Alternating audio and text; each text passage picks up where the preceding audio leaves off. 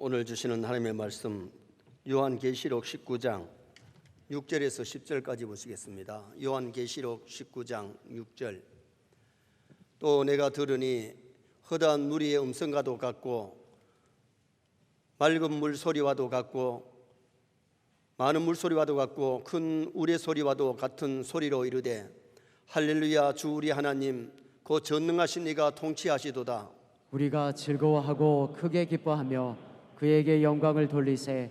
어린 양의 혼인 기약이 이르렀고 그의 아내가 자신을 준비하였으므로 그에게 빛나고 깨끗한 세마포 옷을 입도록 허락하셨으니 이 세마포 옷은 성도들의 옳은 행실이로다 하더라. 천사가 내게 말하기를 기록하라. 어린 양의 혼인 잔치에 청함을 받은 자들은 복이 있도다 하고 또 내게 말하되 이것은 하나님의 참되신 말씀이라 하기로. 같이 봅니다. 내가 그 발 앞에 엎드려 경배하려 하니 그가 나에게 말하기를 나는 너와 및 예수의 증언을 받은 내 형제들과 같이 된 종이니 상가 그리하지 말고 오직 하나님께 경배하라. 예수의 증언은 예언의 영이라 하더라. 아멘. 한번 따라 하시겠습니다. 어린 양의 혼인 기약이 이르렀으니. 오늘 본문은 예수님의 재림 때에 성도들이 들림받아 천국에 들어가는 혼인잔치를 말씀하고 있습니다. 어느 때보다 말세가 가까워 왔기 때문에 어린 양의 혼인잔치라는 제목으로 이스라엘의 결혼식 7단계를 상고하면서 은혜를 나누고자 합니다. 계시록에 세 여자가 나옵니다. 첫 번째 여자는 계시록 12장에 해 입은 여자. 해 입은 여자는 예수 그리스도를 사랑하고 그도의 재림을 기다리는 참 교회의 모습을 의미합니다. 교회는 환난을 당하나 승리할 것이고 해를 입으나 하나님께서 교회를 보호하시는 줄 믿습니다. 초대교회가 핍박을 당했고 중세교회가 환난을 당했고 한국교회도 일제시대에 6.25 때에 많은 교회 핍박이 있었지만은 핍박 가운데 한국교회와 세계교회는 부흥하게 된 것입니다.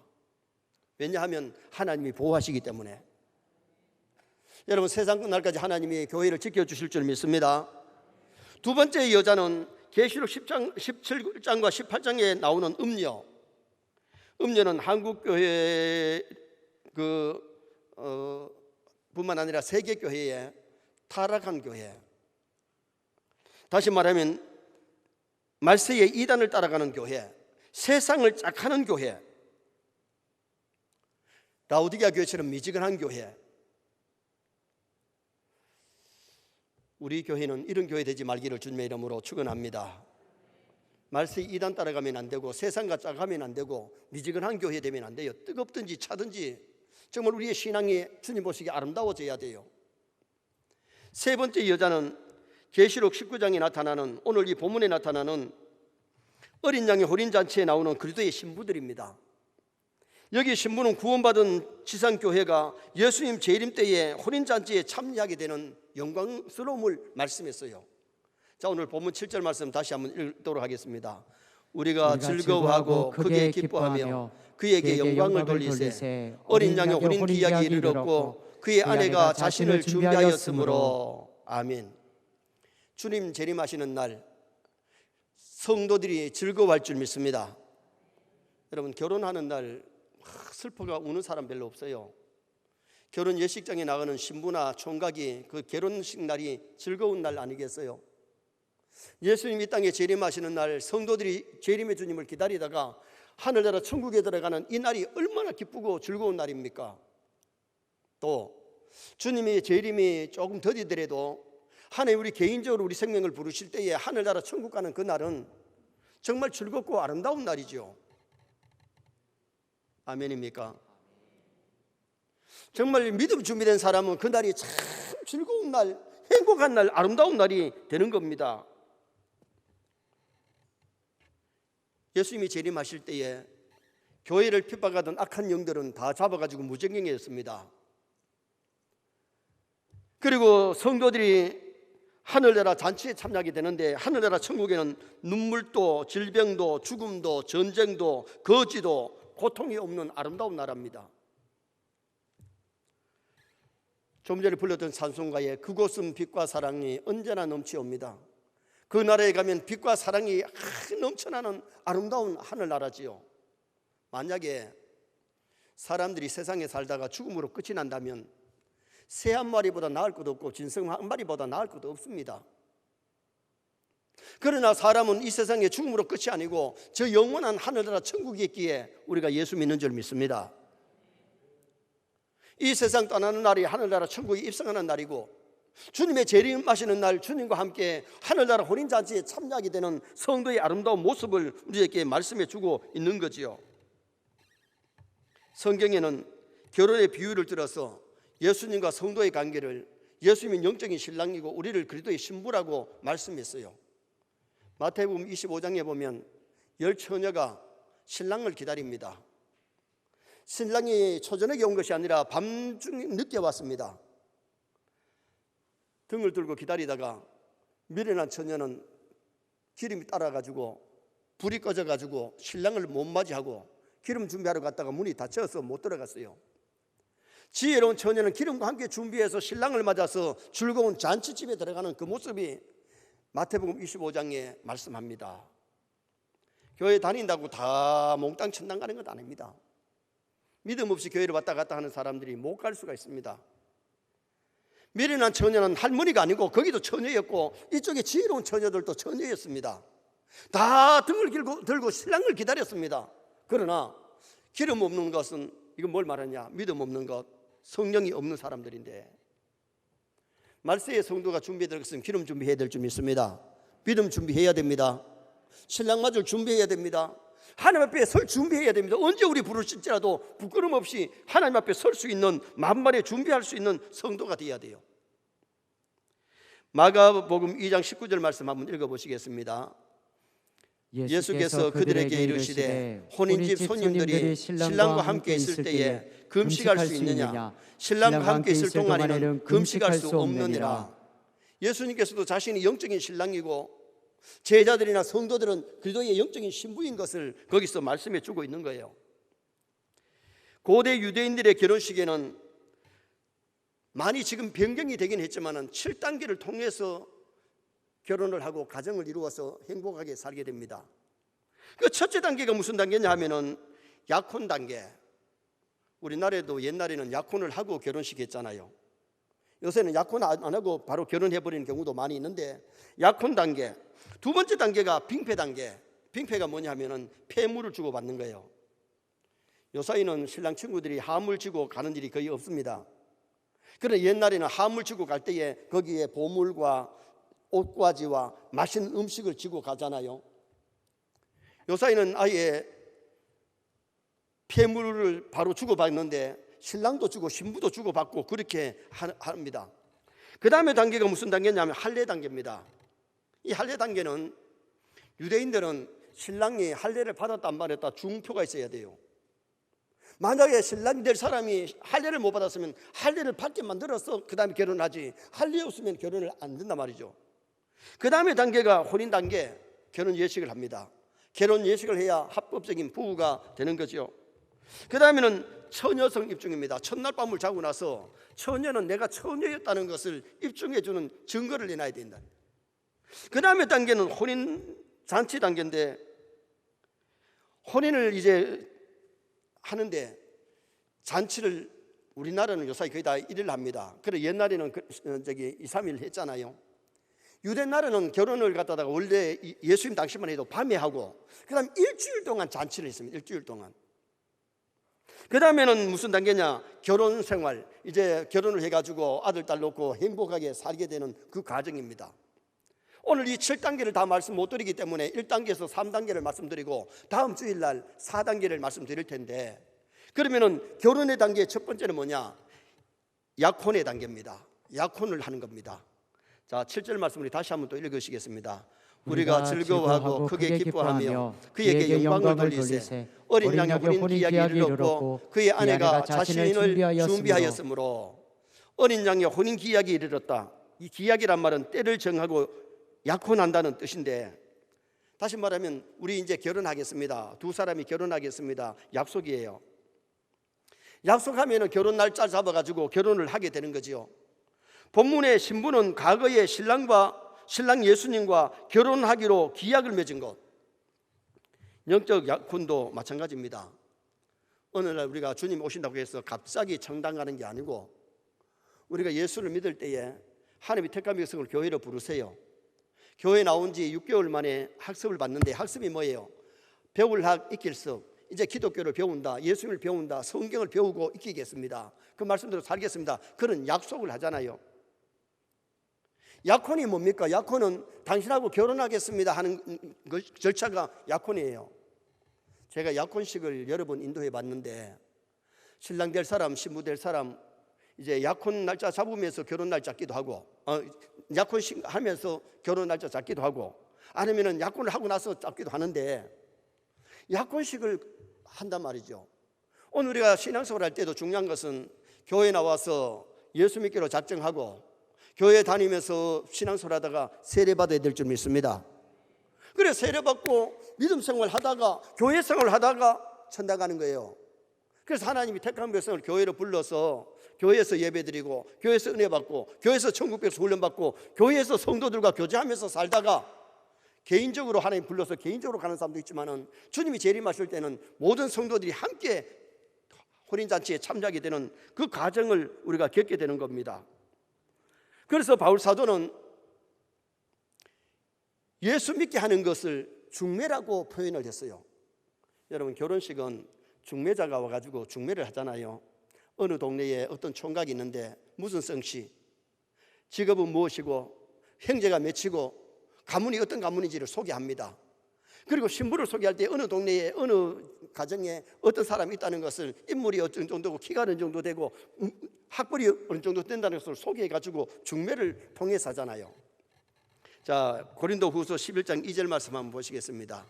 내가 하나님의 열심으로 너희를 위하여 열심을 내노니, 내가 너희를 정결한 처녀로 한 남편이 그리스도께 드리려고 중매함이로다. 그러나 나는, 바울 사도는 많은 사람들에게 예수님께 중매를 했어요. 예수 믿으면 구원받고 하나님 아들이고 영생이 있고 천국이 있기 때문에 예수님을 소개하고 예수님을 중매 역할을 했다는 겁니다.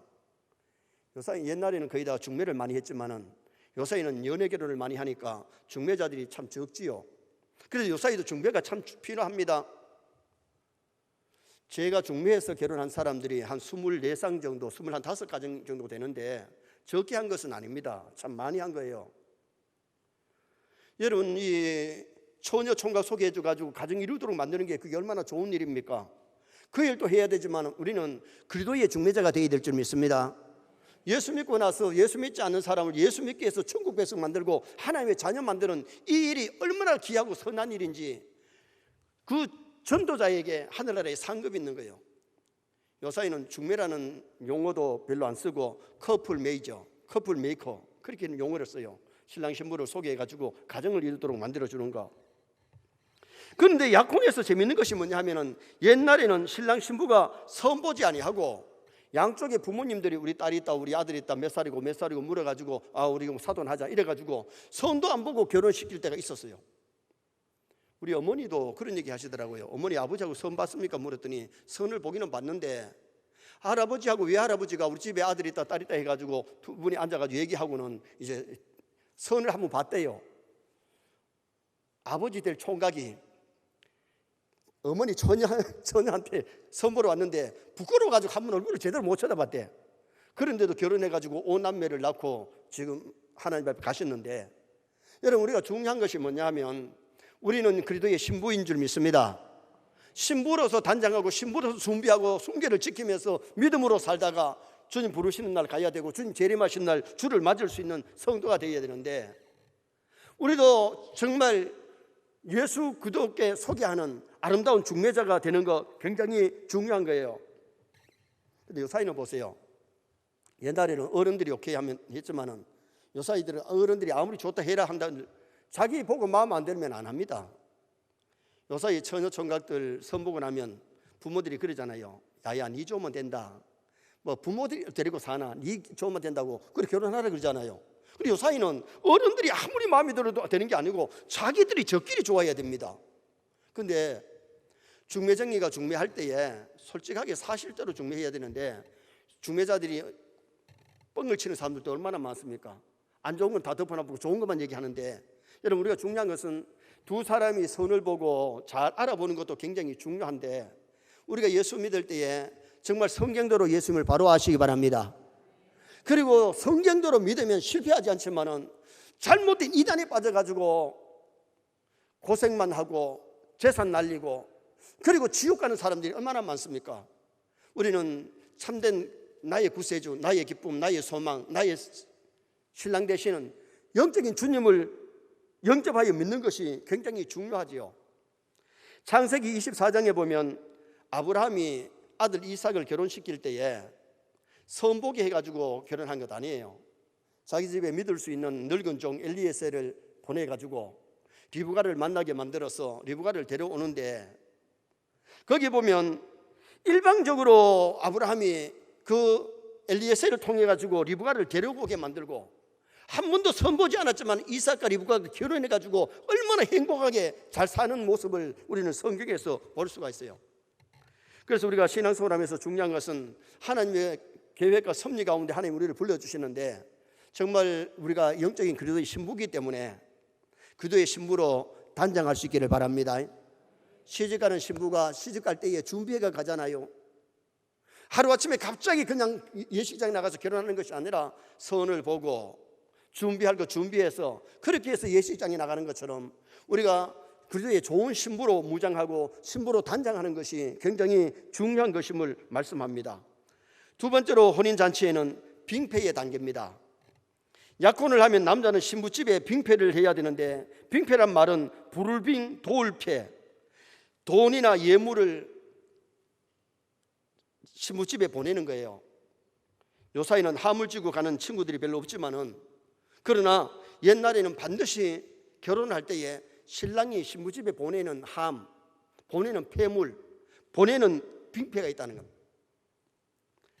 왜 7절 말씀에 예수 그리스도의 혼인 기약이라고 하지 아니하고 어린 양의 혼인 잔치라 했느냐? 여기는 어린 양은 제물이고 희생이 따르기 때문에 어린 양의 혼인 잔치라 그랬어요. 이 예물 폐물 주는 거는 이스라엘이나 우리나라만 주는 게 아니라 아프리카에도 줘요. 아프리카에는 장가 갈 때에 신부집에다가 소를 한 마리나 두 마리나, 부잣집에는 뭐 5마리 이렇게 주고 아내를 데리고 오는 거예요.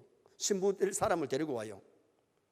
요사이 우리나라는 신랑도 폐물 주고 신부도 폐물 주고 쌤쌤인데, 어떻게 보면 신랑이 신부에게 그동안 키워가지고 나의 아내로 데리고 올 때에 많은 빙패를 주고 데리고 온다는 겁니다.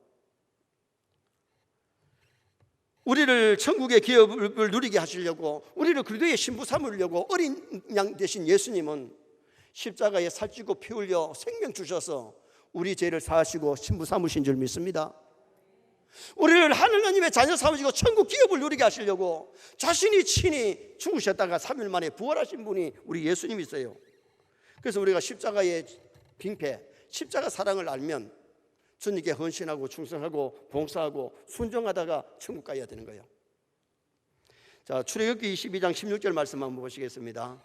사람이 약혼하지 아니한 처녀를 깨어 동침하였으면 납폐금을 주고 아내로 삼을 것이요.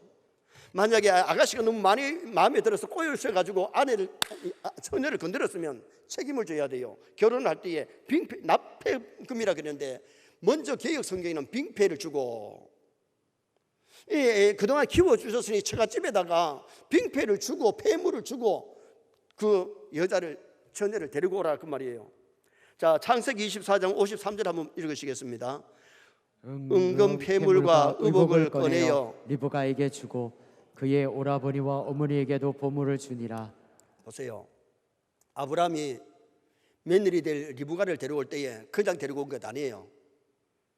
낙타에다가 보물을 싣고 가가지고 리브가에게 폐물을, 은도 주고 금도 주고 폐물을 주고 옷을 주고, 그리고 그 오라버니와 어머니에게도 폐물을 줬다, 보물을 줬다 그 말이에요. 그러니까 빙패를 주고 데리고 오지 그냥 데리고 올 수는 없는 거예요. 사무엘상 18장에 보면 사울 왕에게는 미갈이라고 하는 공주가 있습니다. 다윗이 기름 부음 받아서 다음에 왕이 되는데, 사울이 다윗을 좋아하는 것이 아니라 싫어합니다. 저놈 죽여버리면 좋겠다 그렇게 생각하니까 내가 죽이는 것보다는 블레셋 전쟁터에 보내가지고 거기서 죽도록 했으면 좋겠다. 그래서 뭘 그러느냐, 내 딸 미갈과 결혼하려면 블레셋 사람들의 군인들의 양피 100을 갖고 오면 결혼시켜 주마. 그래서 다윗이 미갈 공주와 결혼하려고 그 블레셋 전쟁터에 들어가가지고는 군인들을 갖다다가 200명을 죽이고 양피 100을 베가오는 겁니다. 양피라고 하니까 물론 피부를 의미하는데 이것은 뭘 말하는 거니, 남자 거시기를 잘라오는 겁니다. 미갈을 아내로 삼기 위해서 다윗은 그 당시에 가난한 사람이기 때문에 사울 왕이 빙패를 갖다다가 블레셋 사람들의 양피 100을 원했을 때에 생명을 내걸고 가서 그것을 가지고 와서 결혼하게 되는 그 모습을 우리는 성경에서 볼 수 있어요. 이것은 단순히 다윗이 장가가는 하나의 얘기로 끝나는 것이 아니라 이 사건 속에 그쪽에서 우리를 신부 삼기 위해서 하늘 기업을 누리게 하시려고 부끄러운 십자가, 쓰리고 아픈 십자가 주시고 보혈비를 다 쏟아 주셨어요. 우리는 십자가 빙패를 알아야 됩니다. 십자가 사랑을 깨달아야 됩니다. 날 위해서 부끄러움을 당하시고 살을 찢으시고 피를 흘려서 우리를 그리스도의 신부 삼기 위해서 하늘나라 백성 삼으시려고 주님이 당하신 그 크신 사랑을 우리가 깨달아야 되는 거예요. 창세기 29장 30절 말씀 한번 또 보시겠습니다. 야곱이 또한 라헬에게로 들어갔고 그가 레아보다 라헬을 더 사랑하여 다시 7년 동안 라반을 섬겼더라. 봐요, 야곱이가 외갓집으로 갈 때에 담보집 하나 싸갔는데 뭐가 있습니까? 빙패 줄만한 것이 없어요. 라헬을 너무 사랑하는데 결혼을 하려고 하니까 빙패 대신에 뭘 했느냐, 7년 동안 외삼촌 집에서 모슴살이 한 겁니다. 첫날 밤에 라헬인 줄 알고 잠을 잤는데 라헬이 아니고 레아가 들어왔잖아요. 외삼촌이 속인 것 아닙니까? 왜 이렇게 됐느냐 물었더니 우리 지방에는 동생이 먼저 결혼하는 법이 없어. 그래서 너 7년을 또 일하면 주겠다 그래가지고 레아 라헬을 다 아내로 맞이하면서 또 7년을 더 수고하고 두 아내를 맞이한 것 아닙니까? 그 다음에 나머지 6년 동안은 열심히 일하면서 일한 대가로 양들을 얻게 되어서 돌아올 때 거부가 되어서 돌아오는 야곱을 봅니다. 거기도 분명히 뭘 주느냐, 빙패를 줘요. 우리가 그리스도인이 된 것은 우연히 된 것이 아닙니다. 구원받은 것은 우연히 된 것이 아니고 엄청난 대가를 지불하시는데 주님이 십자가의 보혈피 다 쏟으시고 우리 위해 죽으셨다가 3일 만에 부활하셨어요. 사도행전 20장 28절 말씀 또 다 같이 한번 읽으시겠습니다. 여러분은 자기를 위하여 또는 온 양떼를 위하여 상가라. 성령이 그들 가운데 여러분을 감독자로 삼고 하나님이 자기 피로 사신 교회를 보살피게 하셨느니라. 에베소 교회 장로들에게 피로 값주고 사신 교회를 잘 돌아봐라. 주님이 피값으로, 하나님이 피값으로 교회를 세우셨다. 여러분, 교회가 우연히 있는 게 아니에요. 수많은 영혼을 구원하시려고 지상에 수많은 교회를 세워주시는데 주님의 피값으로 교회를 세우셨고 교회로 우리를 불러서 여기서 예배드리고 여기서 은혜 받고 천국 백성으로 훈련받도록 그렇게 하나님이 하셨는데 천국 갈 때까지 교회를 등지지 말고 교회를 사랑하시기 바랍니다. 왜 교회를 사랑해야 되느냐? 주님의 피값으로 우리를 구원해 주셨기 때문에. 이스라엘의 처녀가 신랑으로부터 많은 빙패를 받고 시집을 가면 자기 몸값을 아버지 엄마한테 다 줬기 때문에 시집 가면 그날부터는 남편에게 그냥 복종하는 겁니다. 남편이 시키는 대로 남편을 존경하고 남편의 내조자가 되어서 아내로서 사는 겁니다. 왜? 많은 빙패를 줬기 때문에. 예수님이 십자가의 빙패를 우리에게 주셨기 때문에 그들의 신분이 있는 성도는 원망 불평하며 사는 것이 아니라 감사하며 살아야 됩니다. 순종하며 살아야 됩니다. 충성하며 살아야 됩니다. 이스라엘의 결혼에는 이 빙패가 꼭 필요했던 것처럼 오늘날 우리 한국에도 빙패를 주고 세계의 여러 나라들이 빙패를 줍니다. 데려올 때 이 빙패를 주는데 우리나라는 어떻게 보면 빙패가 아니라고 할 수 있어요. 왜? 남편이 폐물 주는 만큼 아가씨 집에서 폐물을 주니까 반지 해주면 반지 해주고 목걸이 서로, 남자의 목걸이 잘 안 하지만 여자 집에 목걸이 해주고 팔찌 해주고 선물을 서로 주고받잖아요. 그러나 이 아프리카 같은 나라에는 신부집에서는 폐물 안 해줍니다. 그냥 소 몇 마리 주면 그리고 아내를 데려오는 거죠. 오늘 우리가 이 빙패의 단계를 알면 십자가의 사랑을 깨달으면 주님 위해서 순종할 수 있고 충성할 수 있고 헌신할 수 있는 겁니다. 오늘 마지막 세 번째는 할례의 단계입니다. 결혼 7단계 중에 세 번째는 할례의 단계인데, 결혼 예식의 세 번째 단계가 할례를 행했다는 것을 신부 측에다가 확인시켜 줘야 돼요. 만일 신랑 될 사람이 할례를 안 받았으면 할례를 받으라 명령하고 할례를 받고 나서 결혼 예식을 하는 거죠. 할례란 말은 포피를 잘라낸다, 둘레를 벤다는 뜻인데, 다시 말하면 부정한 것을 잘라내는 거예요. 출애굽기 4장에 보면 하나님이 모세를 애굽에 가서 내 백성을 끌어내라, 안 가려고 하니까 달래가지고 능력의 지팡이 줘가지고 애굽에 가려고 하는데 길에 숙소에서 하나님 갑자기 모세를 죽이려고 합니다. 십보라가 보니까 모세의 아내가 십보라인데, 십보라가 보니까 왜 하나님이 갑자기 우리 남편을 죽이려고 하느냐, 아하, 아들을 낳았는데 아들에게 할례를 행하지 않았구나. 그래서 급히 차도를 취해가지고 할례를 행하고 나니까 하나님이 모세를 살려주고 애굽에 가서 일하게 만듭니다. 할례라는 것이 구약에 굉장히 중요한 단계입니다. 여러분, 신약에 와서 세례는 중요한 것인 줄 믿습니다. 예수 믿는 사람이 결혼할 때에 합법적인 기독교인의 결혼식은 세례를 받아서 목사의 주례로 결혼해야 이게 합법적입니다. 만약에 세례를 못 받았으면 학습이라도 받아야 교회 예식이 되는 거지, 그렇지 않으면 불신결혼과 마찬가지죠. 옛날에는 교회 중직이 불신결혼을 시키면 교회에서 근신을 시키든지 치료를 했어요. 교회의 예식에 이것이 세례라는 것이 굉장히 중요한데, 구약시대 때에 또 유대인들에게서는 할례라는 것이 굉장히 중요한 예식 중에 하나였다는 겁니다.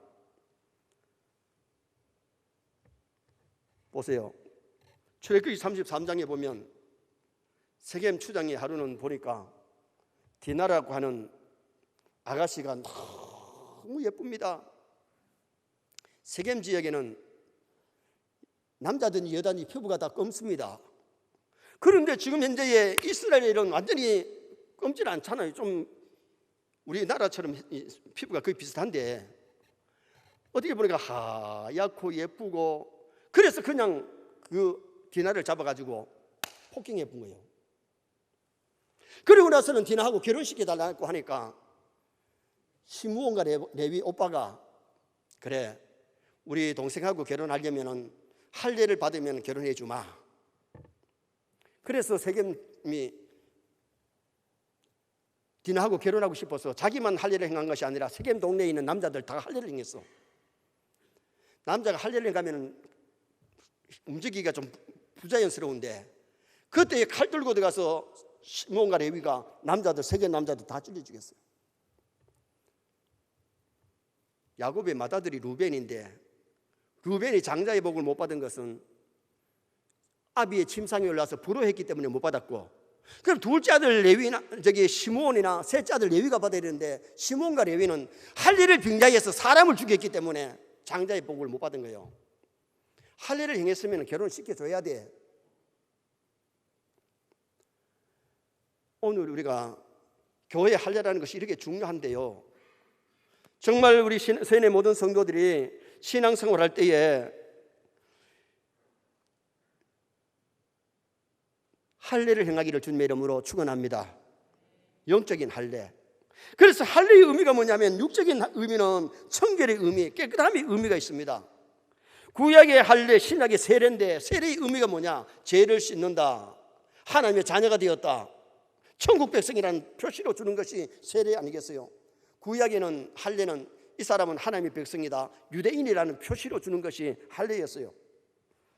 이스라엘은 어려서 할례를 받기 때문에 결혼해가지고 아내들의 자궁암이 세계에서 제일 적다는 겁니다. 왜 세 번째 단계가 할례를 하긴 했느냐? 결혼해서 부부가 깨끗하게 살고 선민의 의무를 다하기 위해서 네 의무했느냐, 그걸 점검하는 겁니다. 오늘 우리가 신앙생활 하면서 나는 세례교인인데 세례교인답게 사느냐, 직분자답게 사느냐? 여러분, 우리가 직분자답게 세례교인답게 잘 살아야 저 나라 가서 상 받을 줄 믿습니다. 여러분, 신부가 자기 정기를 지키고 깨끗하게 살아야 신랑의 신부를 사랑을 받지, 할 짓 안 할 짓 다 하고 가면 사랑을 못 받습니다. 우리가 하늘나라에 가서 상 받으려면 이 땅에서 그리스도의 신부답게, 하나님의 자녀답게, 하나님의 말씀대로 충성 봉사하면서 살아야 그 나라에 가서 상급이 있는 것이고, 깨끗하게 살아야 돼요. 거룩하게 살아야 돼요. 그래서 베드로전서 1장 16절에 내가 거룩하니 너희도 거룩할지니라. 주님이 깨끗하시기 때문에 우리가 깨끗하게 살아야 되고 거룩하게 살아야 된다는 것을 말씀해 주고 있는 거지요. 그러면 영적인 의미가, 어떤 할례의 의미가 뭐냐? 그리스도는 사람의 몸을 빌려서 이 땅에 오셨지만은 주님께는 죄가 없으십니다. 성결하신 분입니다. 남자가 할례를 행하면 고통이 따라오는데 3일 동안은 몸이 아픕니다. 부자연스럽습니다. 예수님은 우리를 그리스도의 신부 삼기 위해서 십자가에 죽으시고 3일 동안 무덤에 육체가 계십니다. 매를 맞으시고 살이 찢어지고 양손과 양발에 쇠못 박히고 머리에 가시관을 쓰시고 옆구리에 창을 찔리시면서 우리를 위해서 희생하신 분이 우리 주님이세요. 자, 요한일서 3장 5절 한번 보시겠습니다. 그가 우리 죄를 없애려고 나타나신 것을 너희가 아나니 그에게는 죄가 없느니라. 죄 없으신 예수님이 왜 십자가에 달리시느냐? 우리 죄를 사하시려고 예수님이 십자가에 달리신 거예요. 그래서 우리 그리스도의 신부는 죄 짓지 말고 살고, 죄를 지었을 때는 빨리 회개하시기를 바랍니다. 그래야 깨끗해지고 그래야 정결해지는 겁니다. 그래서 오늘 본문에도 뭐가 말씀이느냐? 그리스도의 신부는 세마포 옷을 입었는데, 흰 세마포 옷을 입었는데, 이 세마포가 뭐냐? 성도의 옳은 행실이라고 했어요. 신부는 행실이 좋아야 됩니다. 행실이 나쁘면 안 됩니다. 그리스도의 신부인 성도가 세마포가 더러워지면, 예복이 더러워지면 안 되잖아요. 예식장에 나갈 때에 거의 다가 신부는 드레스를 요사 입습니다. 드레스는 거의 다, 우리 한국의 드레스는 거의 다 흰 게 많습니다. 오늘 본문에 흰 세마포 옷을 입었다고 본문에서 말씀하잖아요. 예레미야 4장 4절 말씀 한번 다 같이 읽겠습니다.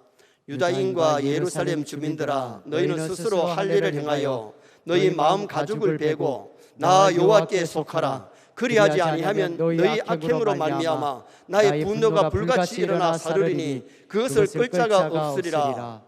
유다인과 예루살렘 주민들아, 너희는 스스로 할례를 행하여, 할례를 행해야 부정한 것을 잘라버리고 버리고 깨끗하게 살아가는 아름다운 모습을 의미한 거죠. 마음의 가죽을 베라는 것은 정말 죄를 미워하고 죄를 회개하고 정결한 마음, 정결한 삶을 살아가는 그도의 신부가 되라는 겁니다. 그리고 하나님께 속해야 됩니다. 여러분, 결혼하면 이제 신랑에게 속하잖아요. 신부집에서 살다가 결혼하면 신랑 집에 가서 사는데, 그 집에서 살다가 그 집에 죽는 것이고 그 집에 가족이 되는 거예요. 여러분, 우리가 중요한 것은 소속이 예수 믿는 사람은 예수님께 속해야 됩니다. 하나님께 속해야 됩니다. 예수 믿는 사람이 마귀에게 속하거나 세상에 속하면 안 되고, 정말 하늘나라 백성답게 하나님 나라에 속한 하나님의 자녀로 살아가는 그런 삶을 살아야 된다는 거예요. 하나님을 가까이 함이 십자가진 같은 고생이고, 신앙생활을 잘한다는 것이 쉬운 일은 아니에요.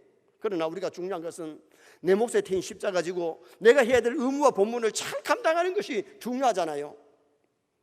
찰스 알렌 박사가 최근에 미국의 교인들의 신앙 상태를 면밀히 조사를 했는데 보고가 그렇습니다. 20%의 교인이 예배에 불참하고 있대요. 다시 말하면 가난한 교인이 안 나가, 교회를 안 나오는 사람이 20%였나요? 그 사람들이 진짜 천국 가려는지 모르겠어요. 그 기독교인이라고 그러면서도 교회를 안 나가는 사람이 20%, 25%의 교인이 기도를 안 하면서 신앙생활을 한대요. 30%는 교인이 기도를 할 줄 모르고 35% 교인이 성경을 읽지 않는다는 겁니다. 여러분, 하나님의 말씀을 읽어야 진리를 아는데 성경을 읽지 않는다네요. 제가 오늘 새벽에도 말씀드렸습니다마는 아브라함 링컨은 자기가 독서하는 가운데 65%를 성경을 읽었다는 거예요. 다른 책들도 읽었지만은 65%가 성경을 읽고 성경 말씀대로 살아서 훌륭한 존경받는 사람이 된 거예요. 40%의 교인들이 헌금을 안 하고 있다네요. 교회 와서 들어오면서 헌금하고 들어오는데 헌금도 안 하고 교회를 왔다가 가는 사람들이 40%가 된다. 우리나라는 그보다 좀 적을 겁니다만은 미국은 그렇다는 겁니다. 그러면은 60%의 교인이 신앙 관계 서적을 읽지 않는데요.